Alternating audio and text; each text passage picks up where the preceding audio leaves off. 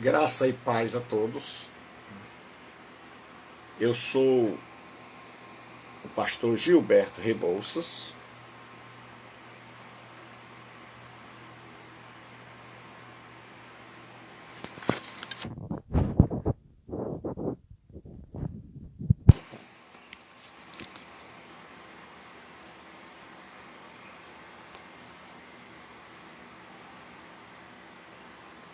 Graça e paz a todos. Eu sou o pastor Gilberto Rebouças e nós estamos reunidos para mais um domingo de meditação na poderosa palavra de Deus. Certo? Então nós vamos abrir as nossas Bíblias Sagradas na carta do apóstolo Paulo aos Romanos. Carta que o apóstolo Paulo escreveu aos Romanos. Nós estamos numa série de pregações sobre esta carta tão importante, tão especial, né? No capítulo de número 8 e nos versículos de número 18 a 27. Né? Diz assim: porque para mim tenho por certo que os sofrimentos do tempo presente não podem ser comparados com a glória a ser revelada em nós. Então, à medida, o tempo é curto, o texto é um pouco longo. Então, à medida em que eu for lendo o texto, eu vou expondo. Nós estamos estudando hoje, trazendo, melhor dizendo, com mais um sermão de domingo sobre a carta do apóstolo Paulo, tirado da carta do apóstolo Paulo, no capítulo 8. E no capítulo 8 da carta aos Romanos, nós vamos falar hoje sobre o seguinte assunto: a esperança da glória futura nos faz suportar o sofrimento presente. A esperança da glória futura nos faz suportar o sofrimento presente. Então hoje nós vamos estudar sobre esse tema. O apóstolo Paulo, ele reconhece o sofrimento dos cristãos em Roma, a capital do mundo, e ele tem uma esperança para ele e para todos nós que estamos nesta vida que inclui sofrimento. Então, muitas vezes uma das coisas que muito nos aflige, que muito nos faz às vezes até questionar a Deus, é o sofrimento. É quando a dor, é quando o infortúnio nos atinge. E a gente fica perguntando por quê, e mais especificamente, por que comigo? Né? Por que comigo? Por que tem tanta gente no mundo e por que essa história desse sofrimento vai acontecer comigo logo? Então o apóstolo Paulo, ele vai falar conosco sobre essa questão do sofrimento presente, olhando em duas direções. Do presente, ele olha para o passado. Artêmia, Deus te abençoe. Olhando para o passado, ele olha e ele vê a origem de toda dor, de todo o sofrimento, de tudo aquilo que se abate sobre a humanidade. Aí ele olha para o presente e vê que esse sofrimento, que essa dor, é algo que está presente em todas as áreas da vida, em todas as camadas da sociedade. E aí o que fazer? Então ele olha para o futuro. E aí ele tem as promessas de Deus quanto ao futuro. E consciente, convicto, certo, cônscio deste futuro glorioso, ele se escuda, se protege, se sustenta e nos incentiva a olhar para esse futuro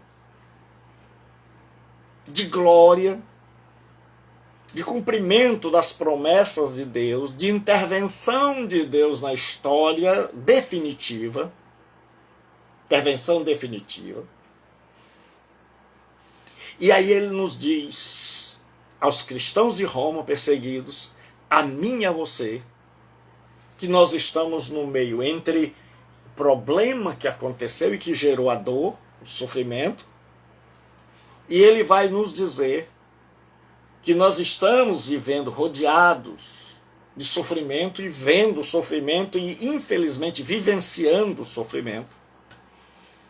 E ele diz que a única maneira da gente suportar isso, da gente não perder a fé e da gente não surtar ou não esmorecer e desanimar e se entregar, é olhar para o futuro e ver a glória prometida por Deus que nos espera. Então, hoje, o título do sermão, que é diferente do tema, é a esperança da glória. E a esperança da glória futura nos faz suportar o sofrimento presente. Então o apóstolo Paulo começa e ele vai falar de 3 esperanças. A esperança da criação, daquilo que a gente chama de mundo, a esperança dos cristãos e a esperança da assistência do Espírito Santo. Então ele vai falar dessa esperança. E ele diz assim, começando com a esperança da criação. Primeiro, antes de tudo, ele faz um contraste. Para começar o que ele vai dizer. Ele diz assim, porque para mim, tenho por certo, versículo 18, que os sofrimentos do tempo presente não podem ser comparados com a glória que em nós há de ser revelada. Então Paulo começa sua mensagem aos cristãos de Roma e para mim, para você, dizendo que ele tem certeza que o que o sustenta, Paulo foi alguém que apanhou muitas vezes, foi alguém que morreu por Cristo, foi alguém que tinha o corpo todo cheio de marcas, de cicatrizes. Se alguém sofreu no cristianismo depois de Cristo foi Paulo. Então ele olha para o presente, para as dores, para o sofrimento, e ele olha para o futuro, para as promessas de Deus, de que Jesus há de voltar, de que ele há de intervir nesse mundo definitivamente, e de que aqueles que tiverem depositado nele a sua fé reinarão com ele, que esse estado de coisas que nós vivemos hoje, de guerra, de dor, de doença, de criança sofrendo, da fome, que esse estado não é permanente. Então Paulo chega e diz assim: tenho por certo, não é eu imagino, quem sabe, não, ele diz, tenho por certo, desculpa, que o sofrimento do tempo presente não pode ser comparado com a glória que em nós há de ser revelada.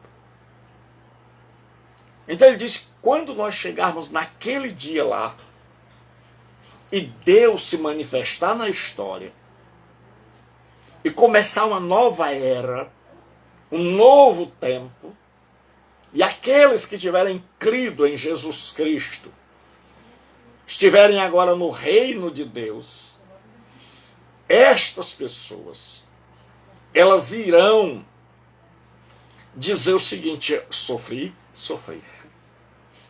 O sofrimento foi enorme, mas comparado com o agora, comparado com a glória revelada por Deus, o sofrimento foi muito pequeno. Vai ter gente que eu creio, agora isso aí é um pensamento meu, que vai dizer: se soubesse que era assim, eu teria trabalhado mais para Cristo, eu teria sofrido mais para receber mais bênção de Deus. E aí Paulo agora passa a falar da esperança da criação. Ele diz assim: a ardente expectativa da criação aguarda a revelação dos filhos de Deus. Pois a criação está sujeita à vaidade, não voluntariamente, mas por causa daquele que a sujeitou, na esperança de que a própria criação será redimida do cativeiro da corrupção para a glória, para a liberdade da glória dos filhos de Deus. Então Paulo agora caminha em 3 direções. Paulo agora diz que essa criação, ela aguarda a revelação dos filhos de Deus. Então isso é futuro. Aí ele nos diz: pois a criação está sujeita à vaidade, não voluntariamente, mas por causa daquele que a sujeitou. Aí agora ele volta ao passado. O que é isso, pastor? Paulo está pensando em Adão e Eva, nossos primeiros pais. Muita gente não acredita no relato bíblico da criação. Prefere acreditar que nós viemos dos símios. Cada um escolhe a família que deseja, né? A minha mãe é loira, dos olhos azuis, mas eu não discuto se a pessoa acha que veio de um símio, veio de um animal. Cada um escolhe sua própria família.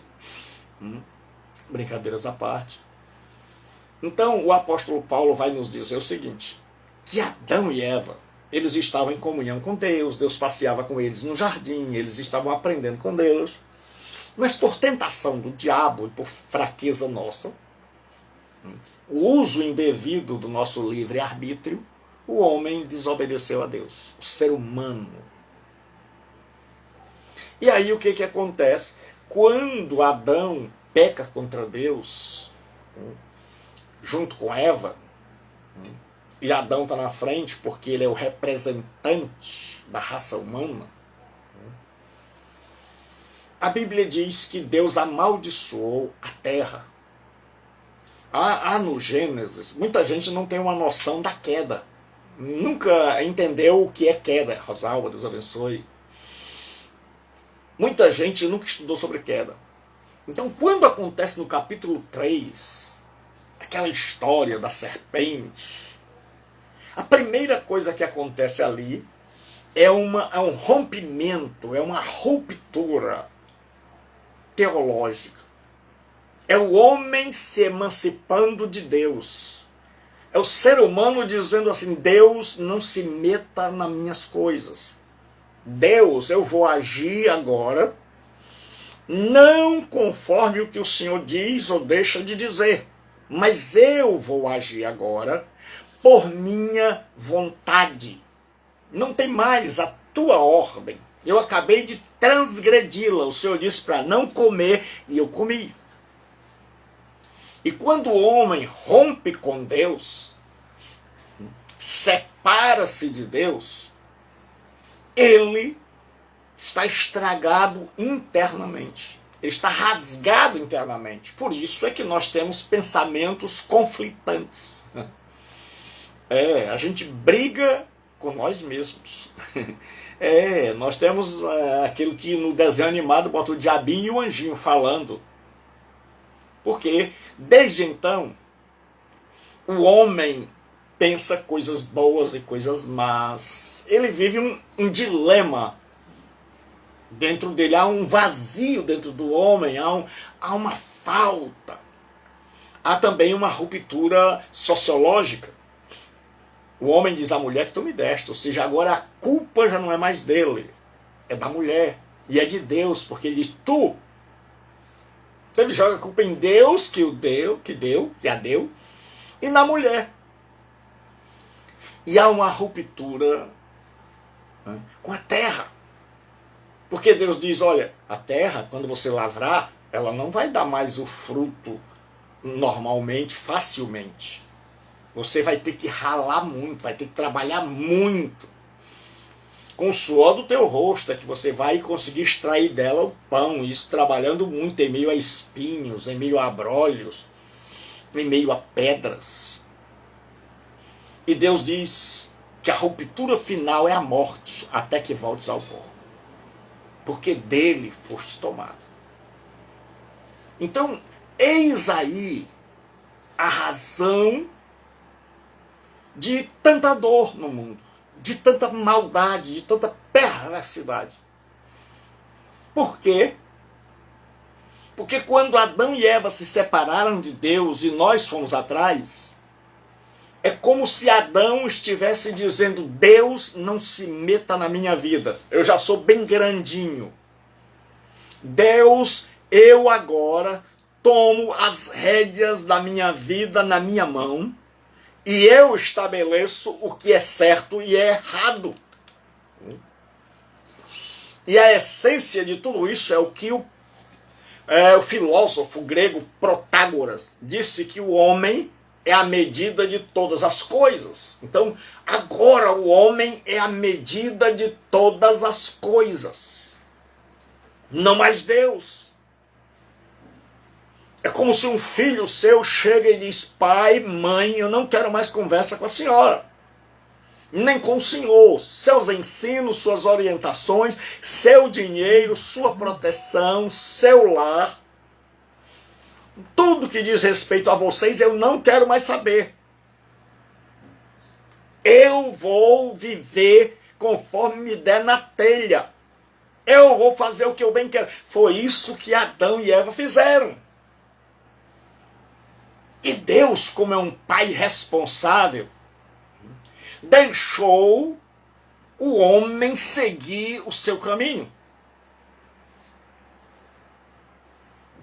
Porque muitos pais hoje, o filho quer ir e está dentro de casa à força, e o pai não quer que ele quebre a cara. E aí fica cuidando do bichinho que está destruindo a família, fazendo os nervos do pai e da mãe em frangalhos, destruindo a família, os filhos que estão de bem estão ficando com raiva, está trazendo um trauma para todo mundo, porque ninguém quer deixar aquele menino, aquela menina seguir o caminho dela, quebrar a cara para depois voltar. E Deus não faz assim. Deus disse, está certo, não. Você quer ir embora? Você quer viver aí? Então saiba de uma coisa. Você rompeu comigo, você rompeu com você mesmo, a terra está debaixo de maldição. Então Paulo sabia disso. E agora o homem vive debaixo de uma terra que está se decompondo, se destruindo. Um planeta que está se acabando, onde as estrelas estão morrendo, onde o nível dos oceanos está subindo, onde o aquecimento global está trazendo consequências terríveis. Porque o profeta Isaías diz que a terra, como um bêbado, cambaleia até a queda, e como um vestido velho está se rasgando.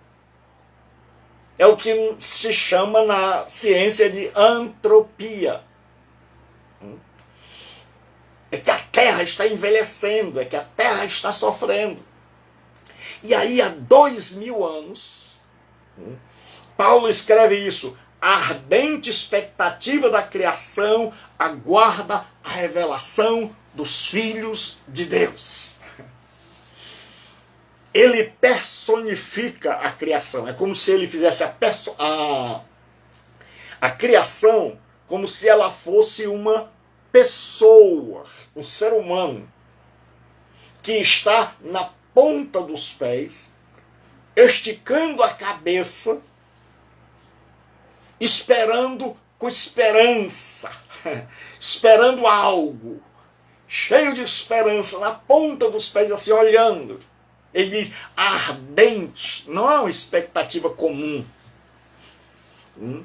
Ardente expectativa da criação. Então ele pinta a criação como alguém que está na ponta do pé, assim, olhando para o horizonte, esperando a vinda de Jesus, onde serão manifestos os verdadeiros filhos de Deus.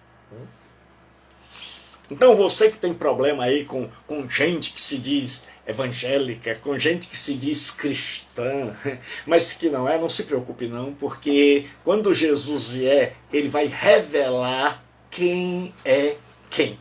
Certo? Então não se preocupe com gente que não quer nada com Deus.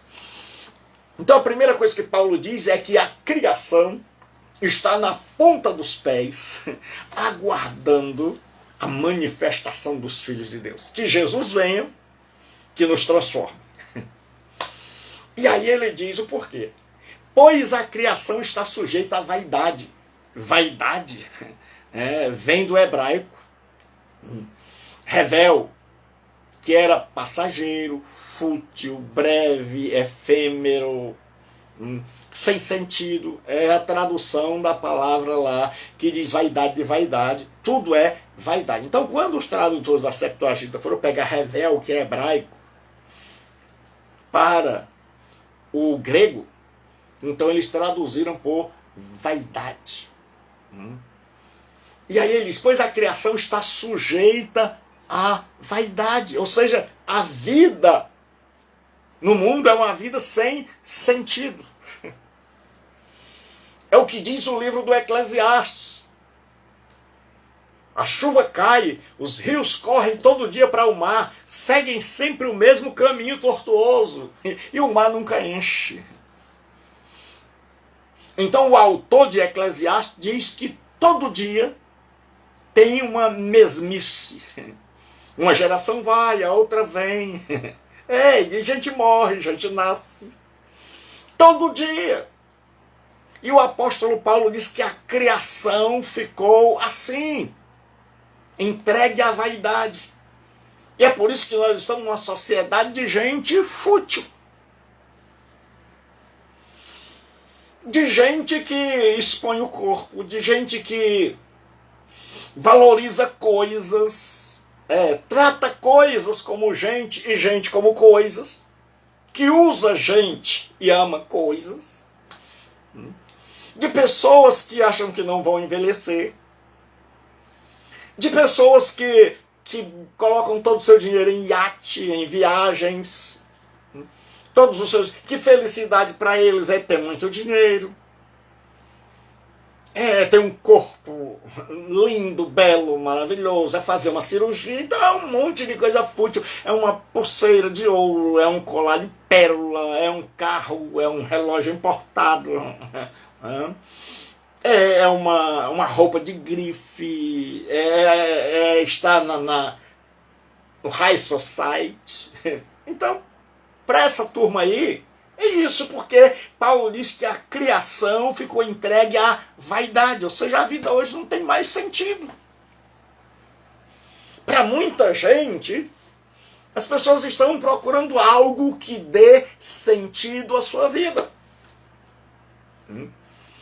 E aí Paulo diz, não voluntariamente. Não foi porque a terra quis ser assim. Não foi porque a criação quis. Ele diz, mas por causa daquele que a sujeitou. Deus. Há 3 interpretações. Adão não faz sentido. O diabo não dá esperança a ninguém. Deus é quem amaldiçoou a terra por causa do pecado do homem. É como se Deus dissesse, Adão, você quer viver só? Então eu vou mostrar para você como é viver longe de mim.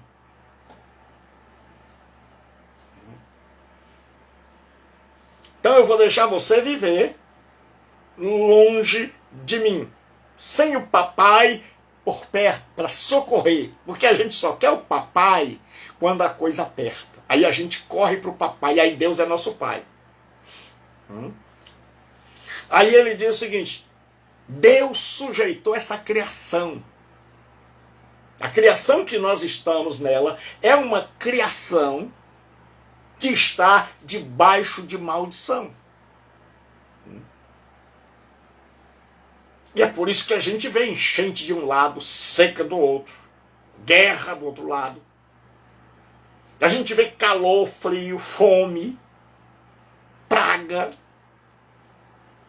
A gente vê estupro, a gente vê religioso pecando.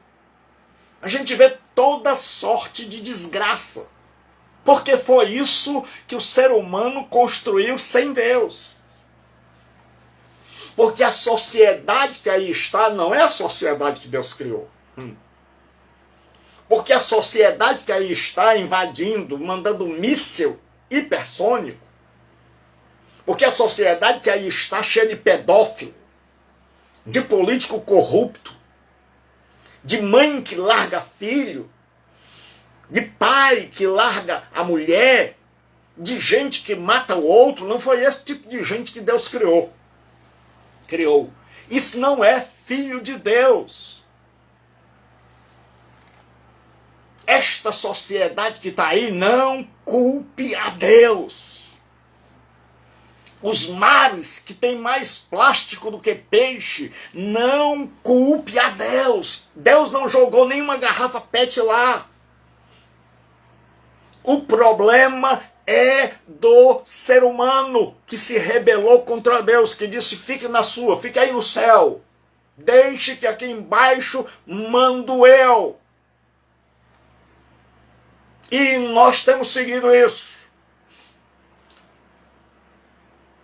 E nós temos feito nossos caminhos. É por isso que existem tantos caminhos e descaminhos. Porque não é mais o caminho de Deus.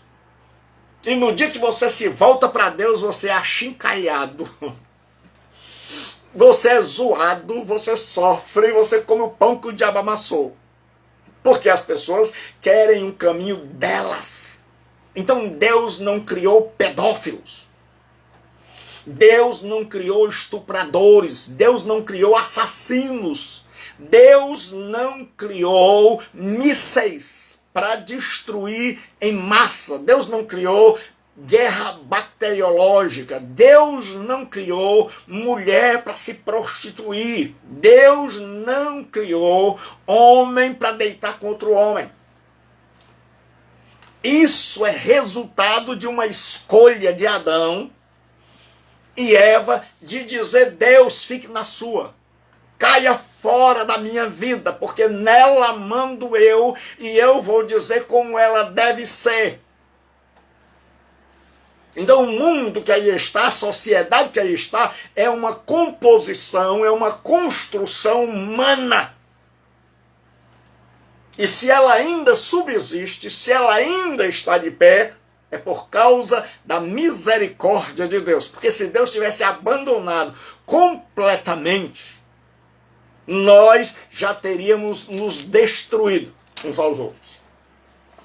Nós já teríamos destruído o planeta, e uns aos outros. E aí ele diz o seguinte: e essa criação que está sofrendo assim, tem uma esperança. Ele diz assim: na esperança de que a própria criação será redimida do cativeiro da corrupção.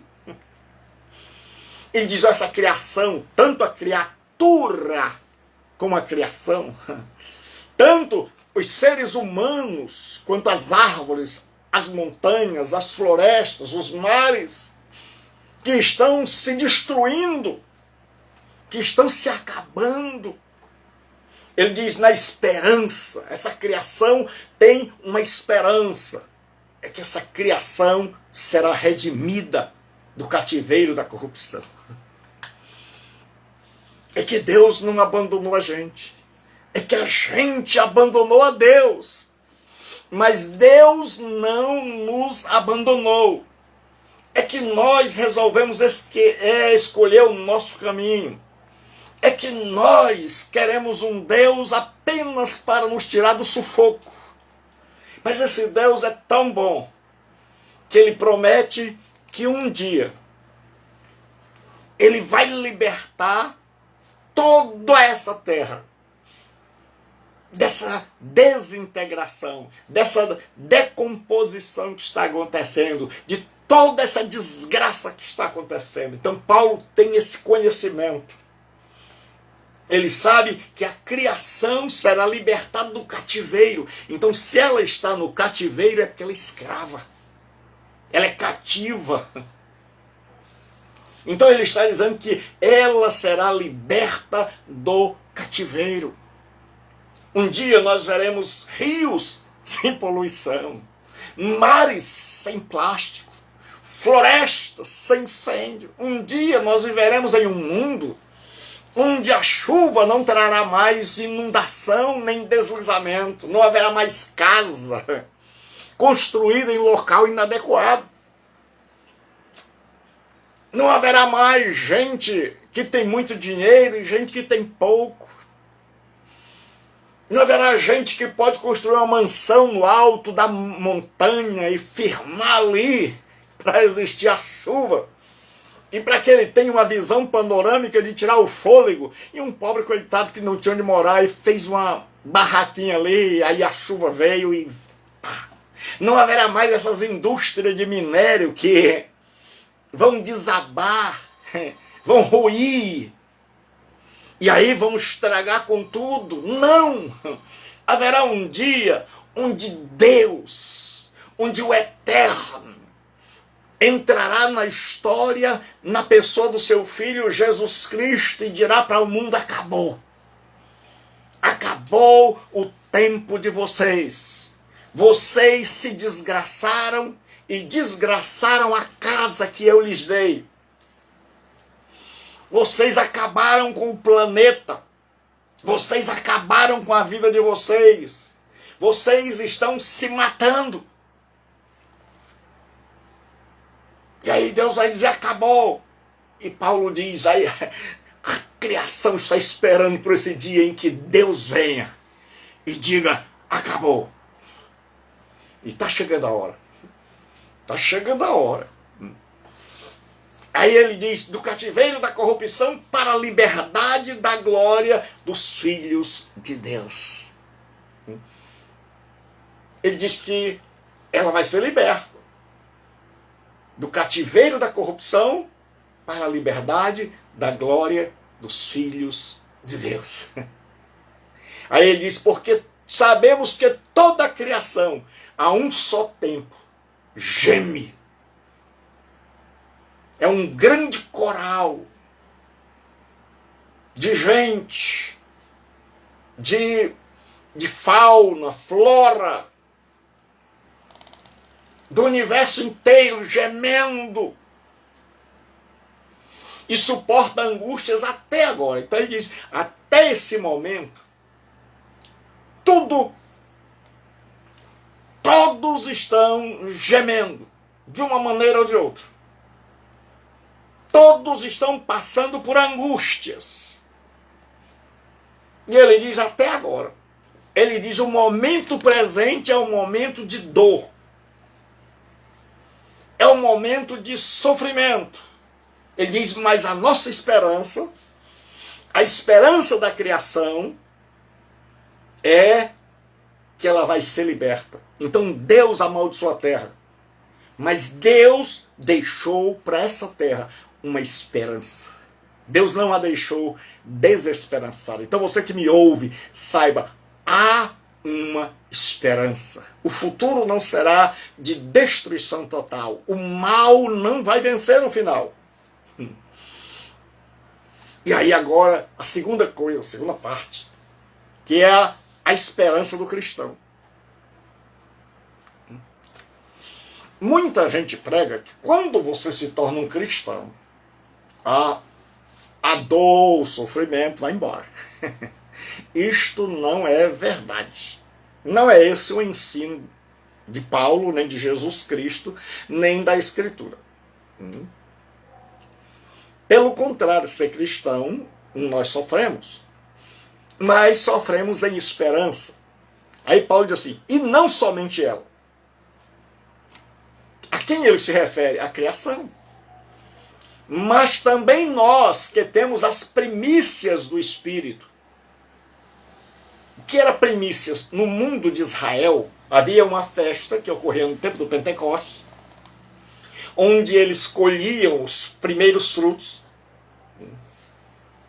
E quando nasciam os primeiros frutos, a pessoa ia lá, pegava um laço, uma fita, uma corda, e amarrava um feixe. E dizia aqui, esses primeiros frutos são do Senhor. Então ele levava para o sacerdote, e o sacerdote oferecia aquele primeiro fruto da plantação, um óleo, daquele primeiro fruto, e isso era as primícias. E as primícias eram a garantia de que se nasceram os primeiros frutos, a colheita está completa. Mamãe, peça para o rapaz trazer aqui. Não, para ele trazer ele passar, botar aqui no cartão e passar para cá. A máquina. Então o que acontece? Agora, desculpem porque está chegando aqui algo para eu passar no cartão. O que acontece, a janta? Paulo diz, e não somente ela, não somente mas nós que temos as primícias do Espírito. Ele está dizendo, assim como no Antigo Testamento, aquele molho representava uma grande colheita. Ele está dizendo, a presença, a habitação do Espírito, o derramado Espírito no dia de Pentecostes, é a garantia, é o penhor de que nós vamos ser abençoados. Diga ele lá que é débito. Diga ele que é débito. Que nós vamos ser abençoados por Deus naquele dia futuro. Então, o Espírito Santo aqui é a promessa dizendo assim, olha, não se preocupe. Essa palavra no grego, a língua que foi escrita no Novo Testamento pela primeira vez, ela significa também como se fosse a primeira parcela do pagamento de um negócio todo. Então, quando você pagava a primeira parcela, o negócio estava feito, concretizado.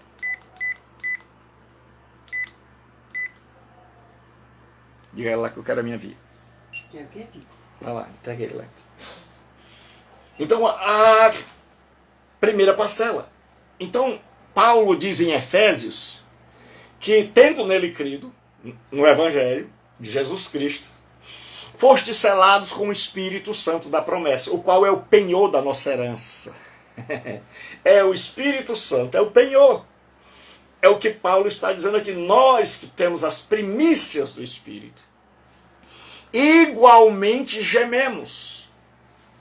Ele diz que a criação geme, mas ele diz que o cristão que está aqui geme. O cristão, porque tem gente que vai para o cristianismo e esquece que ele ainda está aqui, que ainda é um cidadão terreno.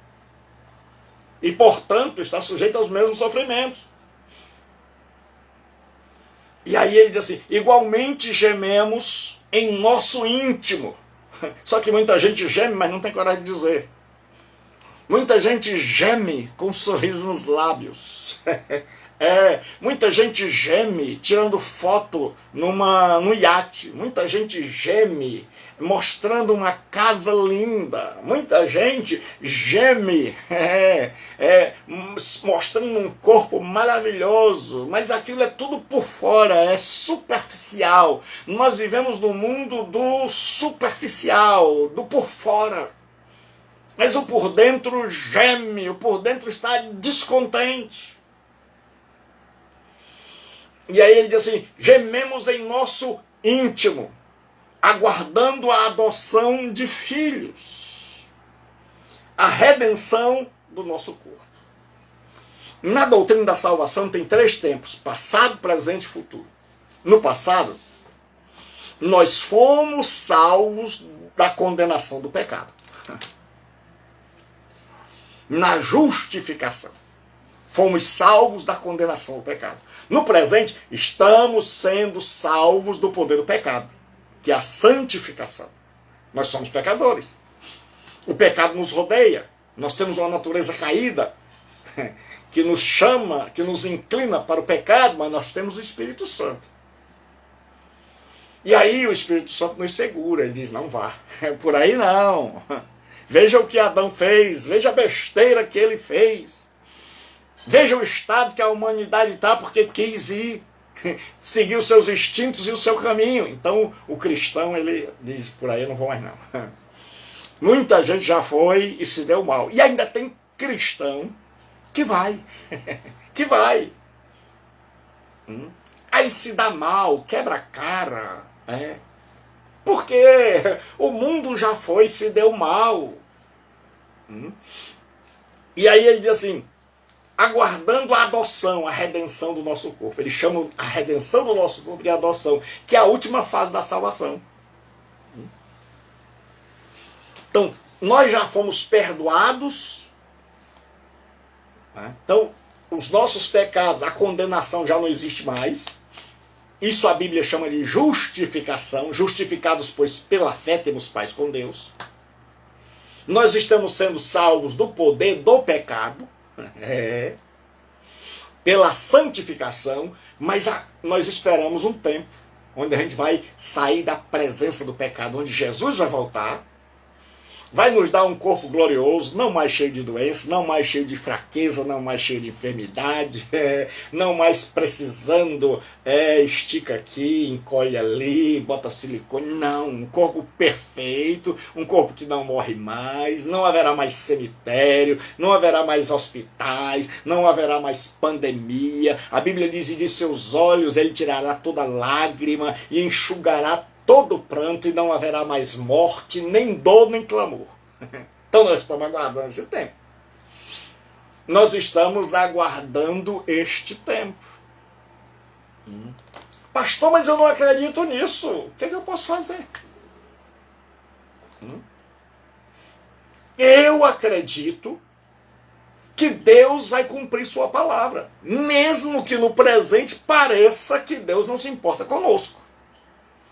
Mas eu acredito piamente de que a história vai ter um desfecho, de que Deus, na pessoa de seu Filho, vai entrar a qualquer momento na história e vai dizer para toda a raça humana que o nosso tempo acabou. E que agora nós vamos ter que nos acertarmos com Ele. E eu creio que vai haver novos céus e nova terra, onde habita a justiça. Porque se isso não houver, não vale a pena ter nascido. Porque se não existir isso, como diz Paulo, se a nossa esperança em Cristo se limitar a esta vida, nós somos os mais dignos de lástima. Então Paulo diz o seguinte, nós estamos aguardando que esse Jesus venha, e aí ele vai transformar esse corpo. num corpo incorruptível, que não morre mais, semelhante ao seu. Um corpo que sobe às alturas, que desce às profundidades. Um corpo glorioso, um corpo que a gente nunca mais vai reclamar. Porque se o nosso cabelo é estirado, a gente reclama, se é crespo, a gente reclama, se a gente é branco, a gente acha que precisa de uma cozinha, se a gente é um pouco mais afrodescendente, né, falando na linguagem, aí a pessoa acha que queria ser um pouco mais clarinha. Então, se a gente é um pouco alto, a gente quer ser um pouco mais baixo, se a gente é um pouco baixo, a gente quer ser um pouco mais alto, então a gente nunca está contente. Mas quando Jesus vier, todo mundo estará contente, né? E aí ele diz assim, porque na esperança fomos salvos. Ele diz, porque a nossa salvação começou quando nós cremos que Jesus morreu na cruz em nosso lugar. Ali começou a esperança. Ele diz, na esperança. Nós não vimos ainda o céu, não vimos o semblante, o rosto, a face augusta, santa, maravilhosa de Deus. Não, nós ainda não vimos. Ele diz, mas em esperança. Nós somos salvos. Aí ele diz, ora, a esperança que se vê não é esperança. Porque tem muita gente que diz assim, cadê Deus? Ora, se você visse, cadê o mundo vindouro? Só estou vendo desgraça. Se você visse, não era mais esperança. Ora, mas se o mundo tivesse maravilhoso, os gestores tudo gerindo para o bem da nação, hospitais, escolas maravilhosas, as armas sendo depostas, né, os bandidos todos na cadeia e em recuperação. Não! Isso não precisava mais de esperança. Mas a gente olha para um mundo violento, em guerra, cheio de pedófilos, cheio de gente querendo passar a perna no outro, um querendo devorar o outro, e você espera. Isso sim é esperança. Você chega e diz assim, mas eu confio que Deus vai pôr um ponto final nisso. Ele diz, pois o que alguém vê, como espera. Ele diz, mas se esperamos o que não vemos, com paciência o aguardamos. Ele diz, olha, pacientemente, Pai, nós estamos aguardando a tua hora, o teu momento. A dor aqui é grande, Pai. A luta é grande. Mas nós estamos esperando mesmo sem ver. Você tem esperança, meu amigo? Você tem esperança, moça, senhor, senhora? Você ainda tem esperança de que Deus vai entrar na história e pôr um ponto final nisso? Você ainda tem paciência? Você ainda tem condição de aguardar um pouco mais e dizer, Deus, esta palavra renovou a minha fé, renovou a minha força. Aí agora nós temos uma terceira esperança, que é a esperança da assistência, da ajuda do Divino Espírito Santo. Ele diz assim, também o Espírito Santo semelhantemente nos assiste em nossa fraqueza. Então o Espírito Santo está na terra e nos assiste, nos ajuda em nossa fraqueza. Coisa que muita gente não admite, que é fraco, que é impotente.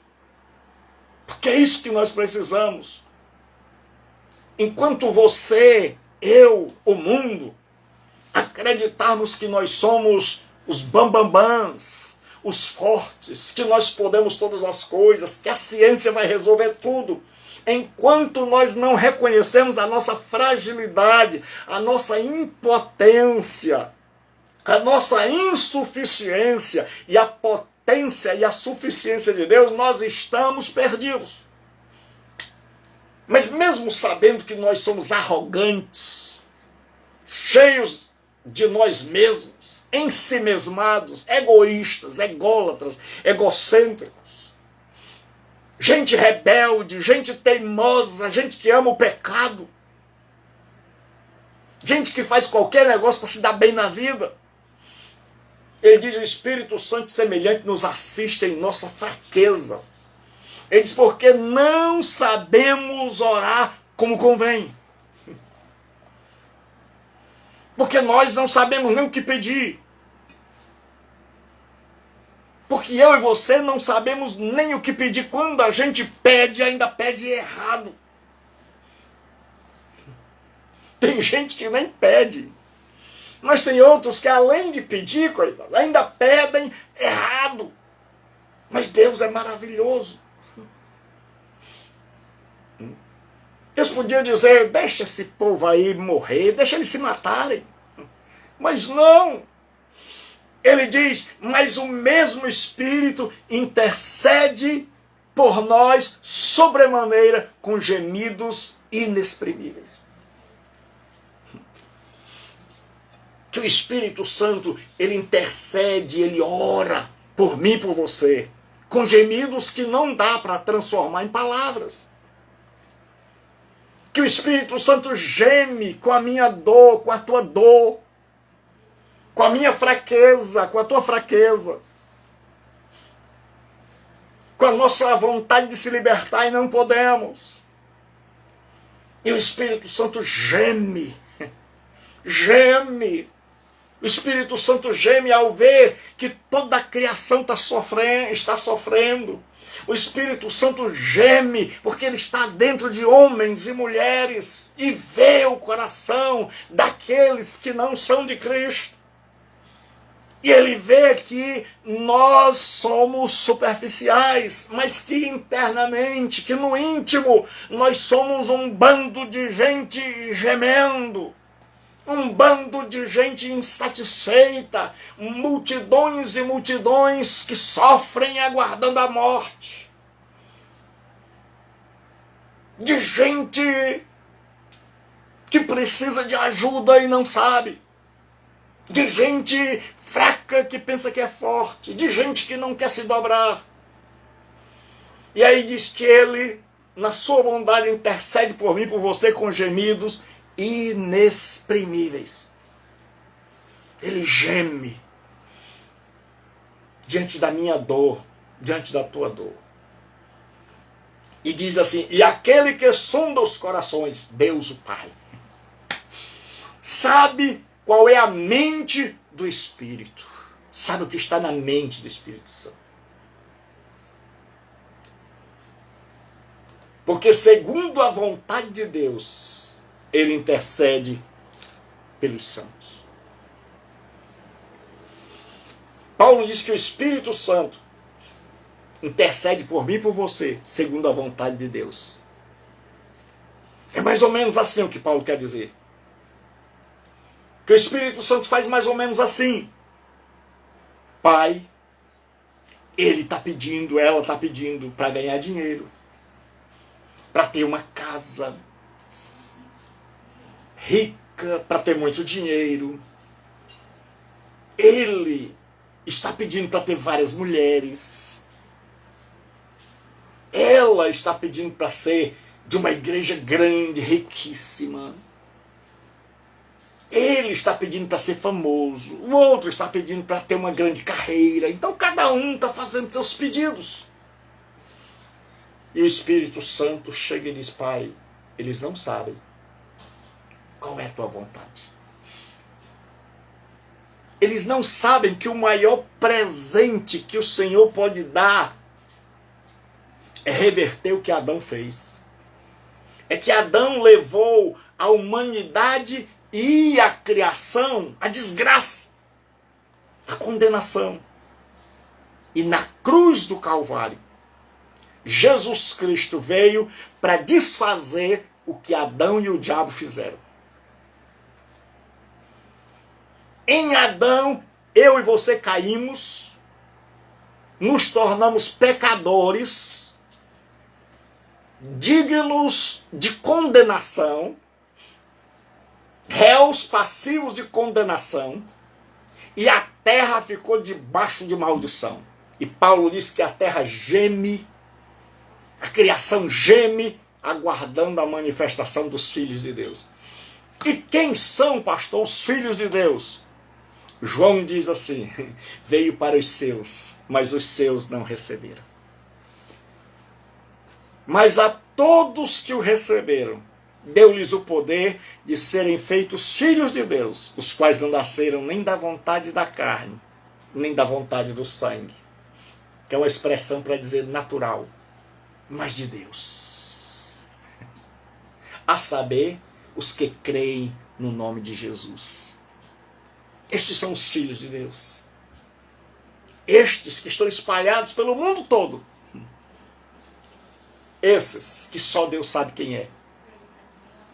Esses que são cristãos de verdade, que foram regenerados, que hoje tem um corpo muitas vezes cheio de doença. Talvez você que me ouve, seu corpo está cheio de doença, sua vida está cheia de dívida, você não sabe o que fazer, mas eu quero te dizer uma coisa, o Espírito Santo geme por mim e por você, dizendo: Pai, a luta está brava, o vendaval está forte, a tempestade está enorme, mas eu estou segurando esse aqui, porque ele admitiu sua fraqueza, ele admitiu sua impotência. E aí, nós somos aquela turma que deu meia volta.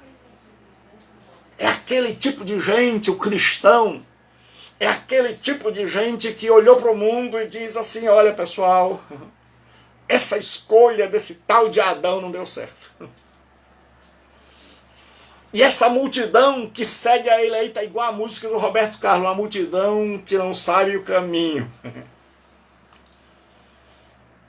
E aí você descobre, pela iluminação do Espírito Santo, que essa gente que escolheu tomar conta da sua própria vida, que achou que podia tomar conta da sua vida, foi um caminho, uma péssima escolha. Foi uma escolha das piores que o ser humano podia fazer, que é tirar a vida dos cuidados de Deus e tomar ela nas suas próprias mãos e achar que tem poder de fazer um mundo melhor. E aí, quando a gente descobre que essa foi a pior escolha que nós fizemos, a gente faz uma segunda escolha. A gente diz assim: vamos voltar para o Pai. Vamos começar tudo do zero. Pessoal, não deu certo. O negócio não deu certo. Vamos começar de novo. Aí a gente se volta para Deus, em Jesus Cristo. Aí, pastor, como é que faz para zerar tudo, pastor? Já errei tanto. A Bíblia diz que Jesus Cristo morreu na cruz do Calvário para pagar os meus pecados e os teus pecados. E aí, quando eu creio em Jesus, os meus pecados são pagos, os teus pecados são pagos. E aí a gente começa, o Ramon, aí a gente começa, agora, o Espírito Santo vem habitar dentro de nós. Pai do Senhor, meu irmão. O Espírito Santo vem habitar dentro de nós. E ele começa a interceder por nós, ele começa a gemer. Ele começa a dizer: Pai, este menino não sabe orar. Ele começa a dizer: Pai, ele está pedindo tudo errado, mas não se preocupe que eu traduzo para o Senhor. E aí as minhas orações, as suas orações são ajustadas. O Espírito Santo agora começa a fazer e a ensinar a gente a orar segundo a vontade de Deus, segundo o coração de Deus. E aí ele começa a nos mudar e nos dar força para mudar. E aí ele diz: você é fraco, você não pode, mas com Deus você pode. Aí a pessoa olha para Jesus, aí ele mostra Jesus na cruz. E aí a gente olha para Jesus na cruz e diz: o que é isso? E ele diz: foi o preço do teu pecado. É o preço para que você tenha esperança da glória. É o preço para que haja um mundo melhor. É o preço que Deus teve que pagar para que você tenha esperança e você tenha um futuro onde você vai ter um novo corpo, um novo céu, uma nova terra. E lá não haverá cemitérios, porque não haverá mais morte. Lá não haverá mais choro, lá não haverá hospitais, porque não haverá mais dor. E diz assim: porque todas as coisas são passadas. Lá não haverá mais igreja, não haverá mais templos, porque a Bíblia diz: e o seu templo é o Senhor, e os seus servos o servirão. Então hoje, arrependa-se dos seus pecados. E seja dessa turma que diz assim: pessoal, eu segui Adão. Do jeito que Adão fez, Eu já nasci com a natureza dele e eu continuei. Eu tomei minha decisão de andar só, sem Deus. Mas o negócio não deu certo. Porque você sabe que não deu certo. Não adianta se enganar. Você pode mentir para mim, você pode mentir para os outros, mas você não pode mentir para você mesmo nem para Deus. E aí o que fazer? É o que a gente chama de conversão, é dar meia volta, é dizer, pessoal, cansei desse caminho, estou fora. E aí você diz, Deus, como é que eu me acerto contigo? Deus diz, olhe para o meu filho, na cruz do Calvário. E quando você olha para Jesus e deposita nele a sua fé e diz, Senhor, eu nada sou, mas eu creio que tu morrestes no meu lugar. Pagastes o meu pecado. Então eu estou perdoado. Não porque eu sou bom, não porque eu virei crente, mas porque o Senhor morreu na cruz. Eu quero que o Senhor envie o Espírito Santo para morar dentro de mim. E aí o Espírito Santo vem. Aí nós temos o arrependimento. E aí ele nos dá força para viver. E nos dá esperança. E ele diz, um pouquinho só. E o que há de vir virá. E não tardará. E aí nós temos sofrimento. Temos lutas. Temos tribulações. Às vezes até mais do que quem não é cristão. Temos lutas terríveis, passamos por enfermidades, passamos por problema na família, passamos por todas as lutas que tem esse mundo que está debaixo de maldição. Mas com uma diferença enorme: a habitação do Espírito Santo. O cuidado do Pai de você saber, eu voltei, eu não estou mais no descaminho da vida. Eu voltei. A minha vida foi zerada. O meu eu passado, a minha história foi riscada. Eu tenho uma segunda chance.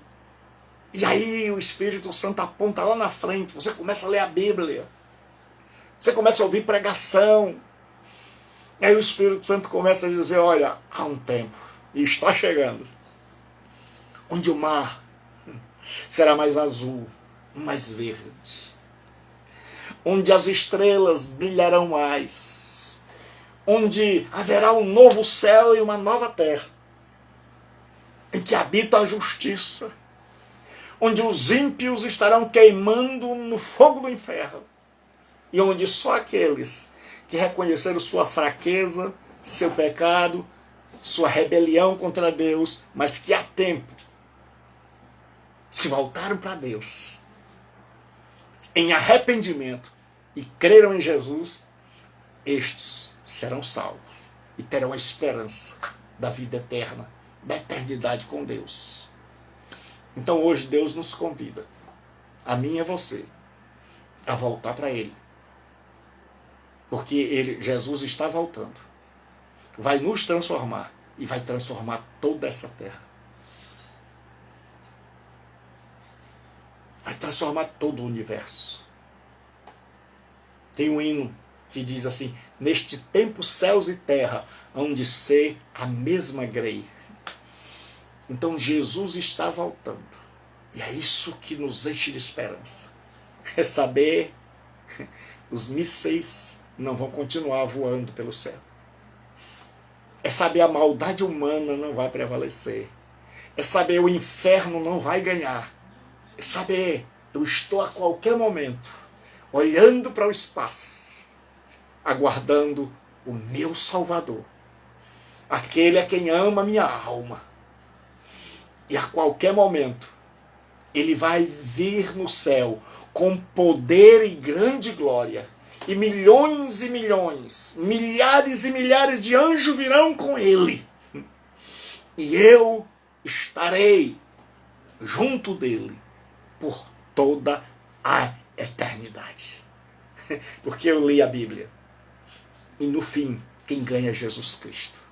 Então hoje eu convido você, não importa onde você esteja, arrependa-se, creia em Jesus e saia desta multidão. Porque a Bíblia diz, sai dela, povo meu.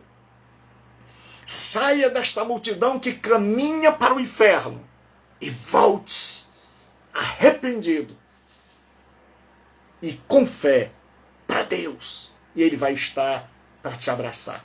Fique com Deus. Deus te abençoe. Em nome de Jesus, e até domingo, se Deus assim nos permitir.